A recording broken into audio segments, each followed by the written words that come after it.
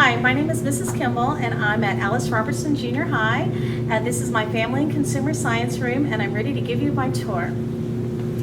When you walk into the room, one of the things you're going to notice are some procedures on how to enter a classroom. I got this information from First Day of School from Harry Wong. When you're entering the classroom, you want to enter quietly, pick up your journal, have a seat, take out your materials, review the objectives that I have posted on the board, and be able to begin your work.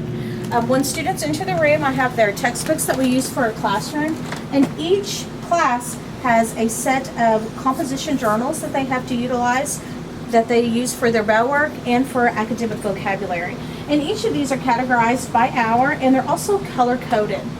When you look over here against the wall, I have my tornado and fire procedures, and inside this container are directions on how to follow each of these procedures, and the maps are here posted. I also have important documents like student accident reports that are also available in this file. When you look kind of span across my wall, you'll see not only my vocabulary terms that are a focus for this class, you'll also see my board, my safety board. I have rights and responsibilities for young people. I have youth roles. I have OSHA information and the OSHA posters that they provide on their website. I also have poison control, police, fire, and our local pediatrician, Dr. Wade. He's one of the most popular doctors here in Muskogee, so most of the students are already familiar with him. I also have here on my shelf our MSDS sheets, which also have all of the MSD sheets for the items that I have in my room, such as, you'll see this one is Dawn dishwashing detergent. I also have antibacterial and all the things that are in my, that I use in my classroom. They're also posted on our website. That's actually where I downloaded these files, but since they're in the classroom and it's a requirement just for safety precaution, we make sure that these are always available. I also have a broom and dustpan for use because that's one of my rules, is to keep the classroom clean. And then we have ladders in order to reach things safely. If you look at my board, I also have my class rules and consequences. I only have 5 classroom rules that I use in the class. I try to keep it simple. I focus on the positive, not on the negative. On my classroom consequences, I have 3 consequences: warning, action plan, and then a discipline referral. But then I also have a severe clause for students who use profanity and damage property. They are immediately sent to the office and forgo any opportunity to utilize those other consequences. I also have a smart board, and then I have posters and stuff around my room that are associated with different topics that we discuss. Here's the laptop that's attached to my smart board, and then some more procedures: getting attention, what do I do if I finish my assignment, procedures are everywhere, classroom discussion, how to head your paper, all of that type of information. I have my documentation for my certification, and this is my desk where I complete most of my activities or how I do my work, but I'm never sitting down. As a FACS instructor, you're always moving around the room, always staying busy.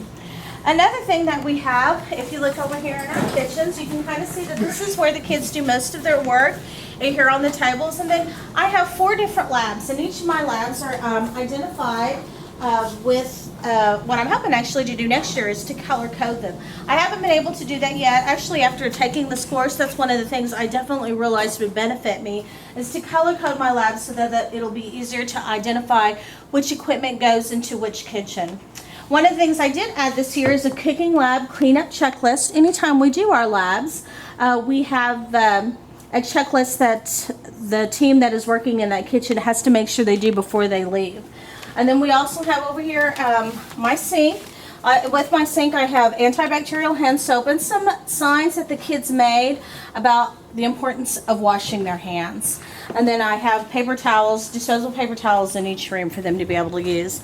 This is my refrigerator. I keep all my stocks. I also have a control or a timer on it to where if someone accidentally leaves it open, it'll signal alarm, and then I'll be able to take care of that.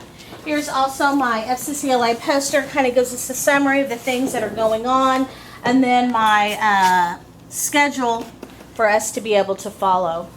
If you look over here in my far kitchen, I have my first aid and fire blankets and my fire extinguisher that's kept up regularly. In fact, it was just recently inspected and been approved on April 1st. So we're current on our fire extinguisher check, and our fire blanket.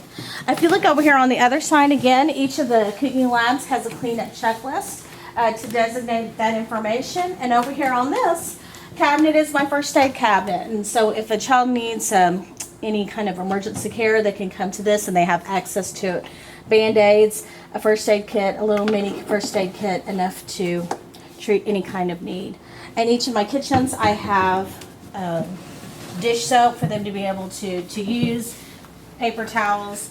Actually, I'm working on a project this summer here, doing some modeling. These are some of the tiles that I'm going to be using to serve as a backsplash in all my kitchens, and then we'll be able to have still be able to hang our posters up.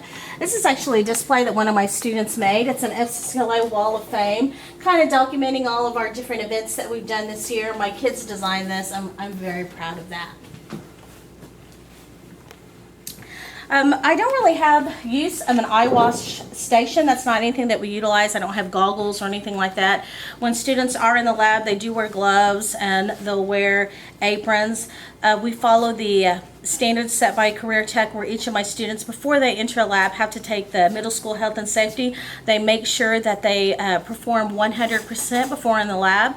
One of the guidelines that we have in the lab is they make sure that they always have their sleeves up, their hair is pulled back, either in a ponytail or they have a hairnet. We always encourage safety. We don't play around in the labs. We always make sure that they're prepared before they enter the lab. And that's all that I have for you today. Thank you for staying with us.